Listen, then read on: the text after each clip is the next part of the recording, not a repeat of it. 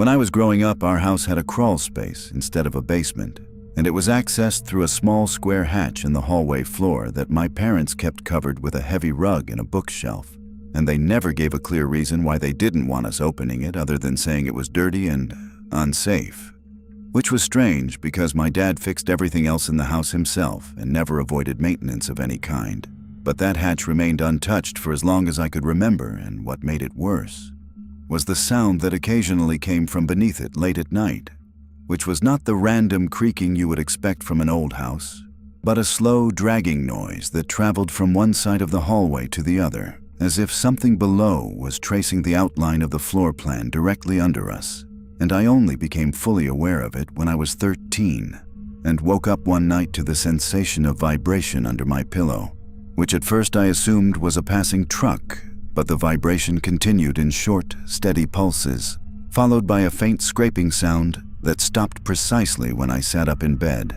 And the next morning I found a thin line of dust outlining the edges of the hallway floorboards in a pattern that had not been there before, as if air had been forced upward through the seams. And over the next few weeks, small changes continued to appear, including the rug shifting slightly out of alignment and the bookshelf moving just enough that I could see a narrow gap where the hatch met the floor. And eventually, curiosity overcame caution, and one afternoon while my parents were out, I slid the shelf aside and lifted the hatch, which opened with surprising ease and revealed a narrow space that extended in both directions beneath the house. And the first thing I noticed was that the dirt floor was smooth and flattened in long parallel paths, as if something had been moving repeatedly along the same routes. And the second thing I noticed was the absence of spiderwebs or debris in those paths, which suggested recent disturbance. And the third thing I noticed was the faint indentation of what could only be described as hand-shaped impressions, pressed into the dirt at regular intervals, but oriented backward as though whatever had made them had been facing away while moving toward the hatch. And I closed the hatch immediately and replaced the furniture exactly as I had found it. And that night the dragging sound returned, but it stopped directly beneath my bedroom and remained there for several minutes without moving. And since that day, the hallway rug has never stayed perfectly aligned, no matter how often we adjust it. And my parents still insist nothing is under the house, even though they no longer walk across that part of the hallway after midnight.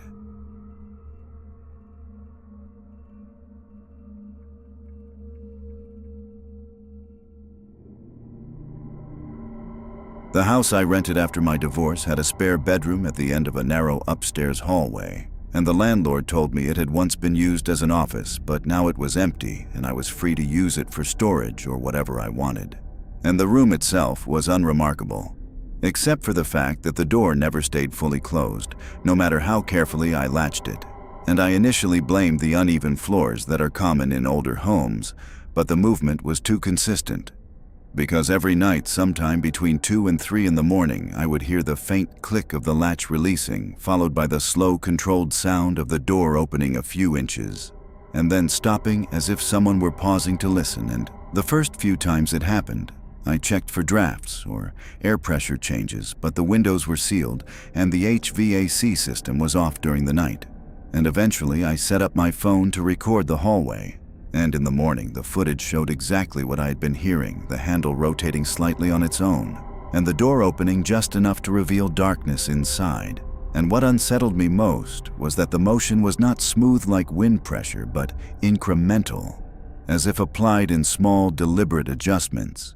And after several nights, I decided to place a chair directly in front of the door to prevent movement. And that night, the sound still occurred, except instead of the latch clicking open, I heard 3 distinct knocks from the other side of the door, spaced evenly, several seconds apart.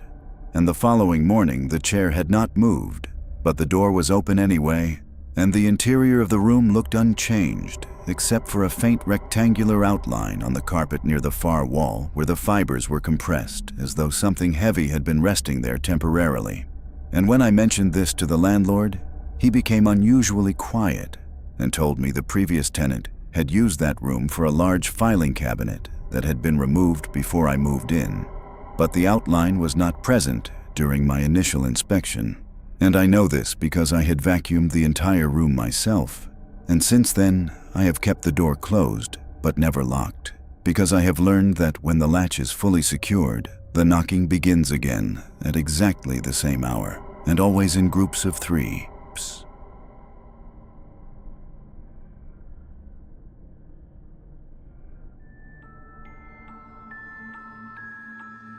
The house I inherited from my parents has a narrow attic window facing the backyard that is too small for a person to fit through and too high to reach without a ladder.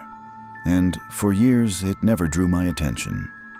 Until one night while walking outside, I noticed a brief interruption in the darkness behind the glass as if something had passed in front of it, and I assumed it was a reflection or a branch moving in the wind. But the following night, I saw it again, except this time the movement was slower and distinctly vertical, as though something inside had risen upward and then lowered out of view.